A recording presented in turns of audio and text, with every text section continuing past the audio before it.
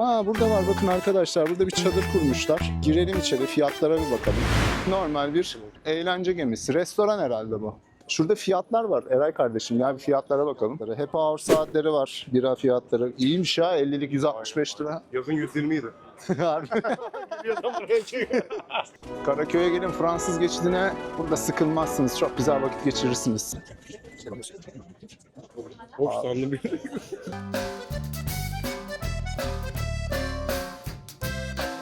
Herkese merhaba. Kule dibine doğru ineceğiz. Galata Kulesi. Eray arkadaşım var bugün yanımda. Oradan da Galata Port'a doğru Christmas yılbaşı marketi varmış. Her yer cıvıl cıvılmış. Şöyle bir fiyatlara da bakalım. Mekanları bir gezelim. Başlayalım hadi. Eray kardeşimi size biraz tanıtmak isterim. Eray benim çok eski bir arkadaşım. İstanbul'dan, Taksim'den hatta. Eray sen yaklaşık kaç yıldır Cihangir'de yaşıyorsun? 23 yılı tamam. 23 yılı tamamladı. Müzisyen. Ben 8 yıldan beri Can Bonomo ile birlikteyiz. Bunda da onunla birlikte çalışıyorum. Evet. Solda kule dibine giderken hemen bir sokak var. Bu sokağın ismi Serdar-ı Ekrem Sokak. Ben de şimdi öğrendim, tabelada okudum. Bakın burada kedi müzesi var arkadaşlar. Bu kedi müzesinden tişört veya benzeri ürünler alıp sokak hayvanlarına destek olabiliyorsunuz. Acaba buraya kamerayla girebiliyor muyuz kanka ya? Soralım mı bir? Şöyle hemen buradaki merdivenlerden kedi müzesine doğru. Buraya bir Sphinx kedisi koymuş. Hiç girdin buraya Eray? Girmedin değil mi? Osmanlı dönemindeki Kedilerle alakası var mı? muhtemelen var çünkü görselleri falan abi bu şey gibi çizmişler kediyi. İnsan gibi.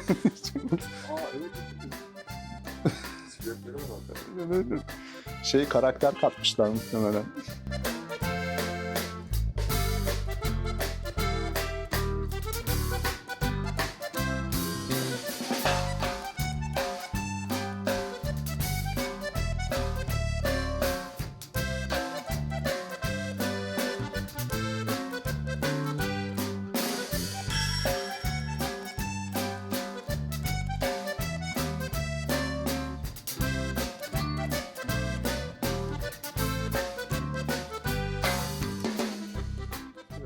Oldukça böyle kedi tablosu var. Kedi tablosu sevenler için gelip buradan işte bu gibi çantaları, tişörtleri falan alabiliyorsunuz.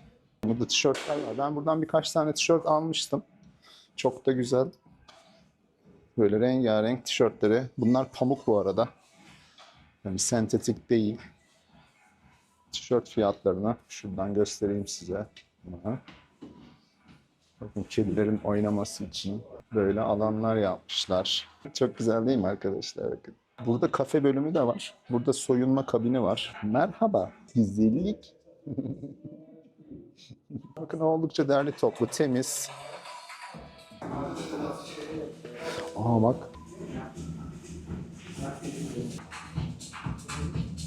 Bedeni var mıymış? Ha, süper. Evet, bir tane tişört alıyor Eray. Buradaki tarihi Şu bina Doğan Apartmanı. canlı bir sokak. Çok iyi ya baksana. Kedi Müzesi'nin olduğu sokak. O sokakta. Şimdi buradan hemen Galata Kulesi Müzesi'nin olduğu yere çıkıyoruz. Burasını 2020 senesinde Galata Kulesi Müzesi olarak değiştirmişler ismine. Yani müzeye dönüşüyor. Daha önce mekanlar falan varmış. 15-20 yıl önce içeride alt katın bir iki alt katında tepenin restoran vardı. Rakım atıp bir şeyler içebiliyoruz. Tabii içerideki doku biraz daha çok canlı, cıvıl cıvıl modernleştirildiği için dışarıdaki dokuyla pek uyuşmuyor. Yani böyle dışarıdan baktığın zaman gerçekten oldukça eski bir kule bu. Cenevizliler tarafından yapımına başlanıyor ama 1335 yılında bunun yapımı tamamlanıyor. Nereden baksanız arkadaşlar 700 senelik bir kule bu. Bir Fatih Sultan Mehmet döneminde 1453'te bir restorasyon geçiriyor. Ondan sonra farklı dönemlerde yine 6-7 kere, 8 kere belki restore ediliyor bu yapı. Silindir huni şeklinde bir yapı. Kagir malzeme kullanılmış, kesme taş kullanılmış. Üst tarafta beton üstüne kurşun kaplama bir kulesi var. Cenevizliler kim? İtalya Yarımadası'nın kuzeyinde kurulan bir deniz kolonisi aslında. Fakat burada Bizans İmparatorluğu döneminde Cenevizlilere burada bir yaşama alanı tanıyorlar. Cenevizler de buraya Pera isimli bir koloni kuruyor. Burada deniz gözlemciliği yapmak için de Galata Kulesi'ni inşa ediyorlar. Şurada fiyatlar var. Eray kardeşim ya bir fiyatlara bakalım.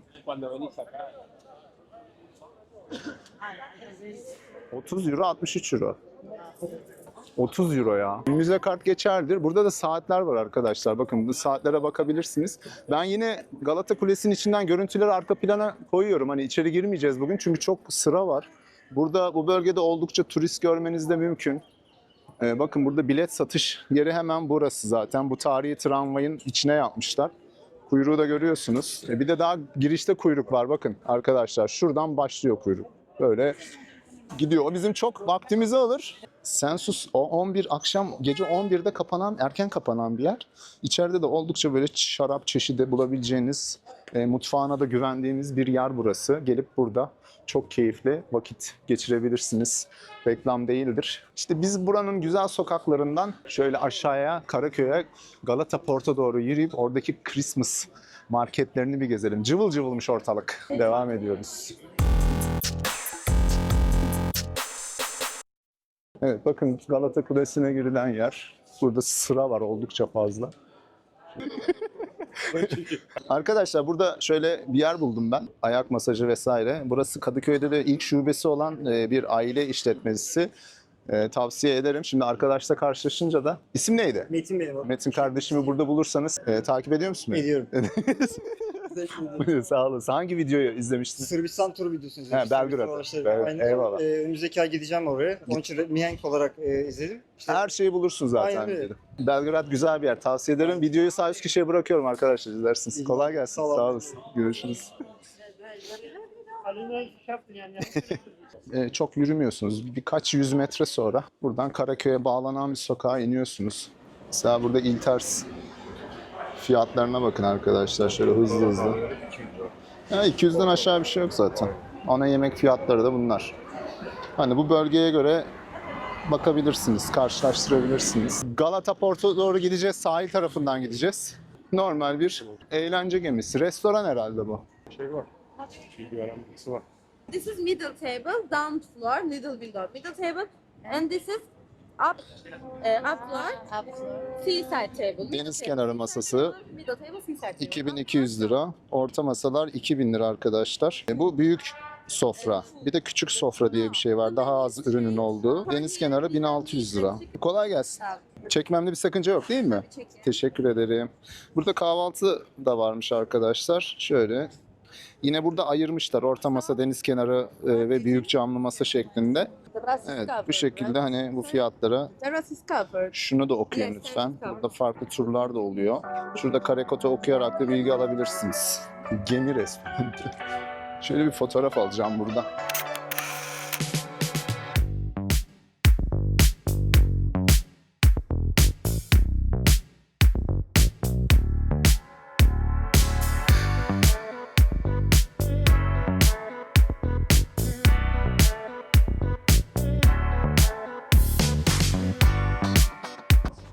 Evet, şu geminin yanından sağımızda kalacak şekilde denizi takip ediyoruz. Burada zaten Karaköy vapur iskelesi var işte. Buradan Kadıköy'e, Beşiktaş'a, Eminönü'ne. Bakın burada bolca meyhane vardır. Sol tarafta balıkçılar var. İşte midye, balık ekmek, kalamar vesaire. Şık. Balık hangisi? Burası. Burası. Odessa. Kolay gelsin. Bakın fiyat göstereyim arkadaşlar. Balık ekmek fiyatı. Benim favorim mekan. Evet, Eray. 15 Eray. abi. Eyvallah. Göstereceğim. Kral seni mi kıracağım ya? Çok güzelmiş ha. Son zamanlarda şey moda oldu. Balık ekmek değil de dürüm. Çünkü etrafına bir sos sürüp ondan kızartıyorlar. O yüzden şey oluyor. Benim buradaki favorim balık çorbası.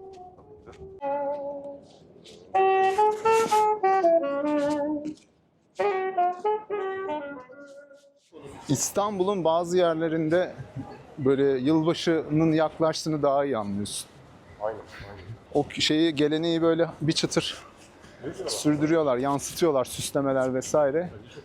Bence de yakışıyor. Yani ışıl ışıl, cıvıl cıvıl, insanların biraz gözü gönlü açılıyor. Yani bir araya gelme duygusu pekişiyor. Kötü şeyler değil bunlar. Ne olduğunun bir önemi yok. O, bu, şu yani isim sadece. Onun dışındaki her şey. Zaten herifler 24 Aralık'ta kutluyor zaten. Bir hafta sonra hepimiz Evet. aynı yıla giriyoruz. Aynı yıla şey girecek. yani. Ne olmuş yani? Burada Fransız neşeli var.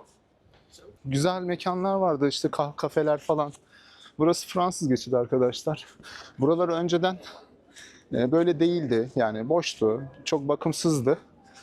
Fransa'da bir sokağı canlandırmak için mi yaptılar? Oradan böyle bir ilham alarak sanki öyle bir şey hatırlıyorum. Tam doğru bir bilgi vermiyor olabilirim. Kafeler var, restoranlar var, balık yiyebileceğiniz, işte ya da ev yemekleri yiyebileceğiniz güzel canlı bir sokak burası.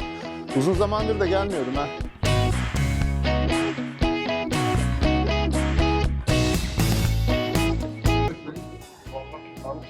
Evet, Karaköy'ün Barlar Sokağı gibi. Burayı göstermiş oluruz. Bakın burada Galata simitçisi var, meşhur taş fırın. Happy Hour saatleri var, bira fiyatları. İyiymiş ya, 50'lik 165 lira. Yazın 120 idi. Kahvaltı falan yapabiliyorsunuz burada. Bakın. Kokoreçi meşhurdur buranın, güzeldir. Tabii kuzu mu değil, dana kokoreç. Balıkçılar, kolay gelsin. İnsanlar sıcak şarap Vallahi olur, sıcak şarap hastası. Siz zamanı da geldi. Oh. Kit yok değil mi içinde? Kendin yapıyorsun. Aynen ya, vallahi. Yapamaz. Of. Belki şarap olur. Evet be. Tadına vereyim bakın isterseniz. Normal. Fiyat ne normal? 300 TL öyle. 300. Evet. Şarap olarak ne kullanıyorsun? Biricik. Ha Biricik. Kaç şaraptan olur zaten. Olur tabii. değil mi? Biricik şeyin en sevdiği şarap ya. Doğru Yücel'in olabilir. Olabilir. Önemli olan doğrusu da alkolü uçurmamak. Çok sağ ol kardeşim. Benim. İsim neydi? Rıdvan. Mekan? Berlin Lies. Berlin Line. Evet. Arkadaşlar reklam değildir. Rıdvan kardeşim bulun. Hadi görüşürüz kardeşim benim. Teşekkür ederim. Sağ ol. Benim devamlı geldiğim mekan burası işte. İkisi yan yana. İki aynı mekan. Kanka. Güzel abi. Dükkan burasıydı kanka. İki burası var. Doğru. En eski mekanlardan biri. Tabii eski şeyi nasıl duruyor mu hala o mutfağı reçeteleri bilmiyorum ama Karaköy'e gelin Fransız Geçidi'ne burada sıkılmazsınız. Çok güzel vakit geçirirsiniz. Öğlen de geçirirsiniz. Akşam gece de geçirirsiniz. Yani var. Her şey var.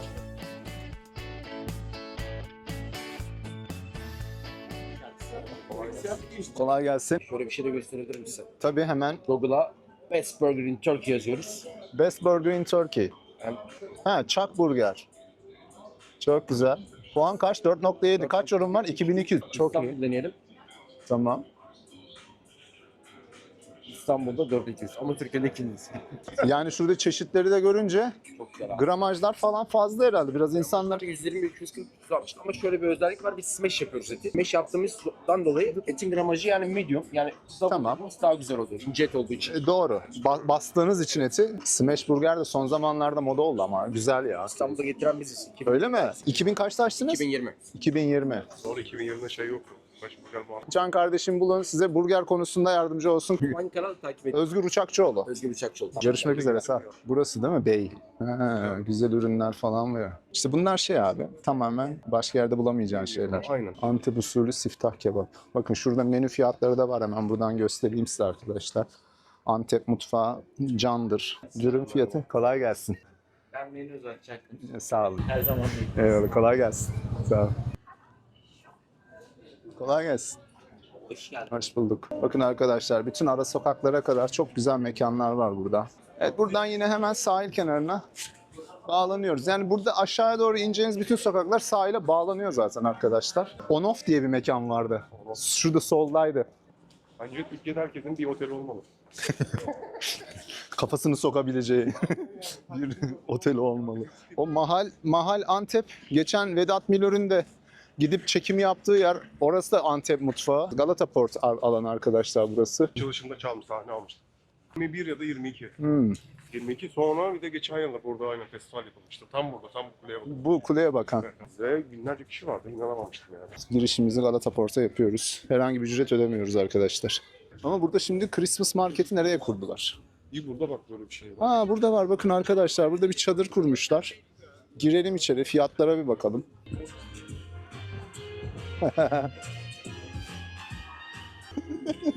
Nerede bu sıcak şaraplar, nerede?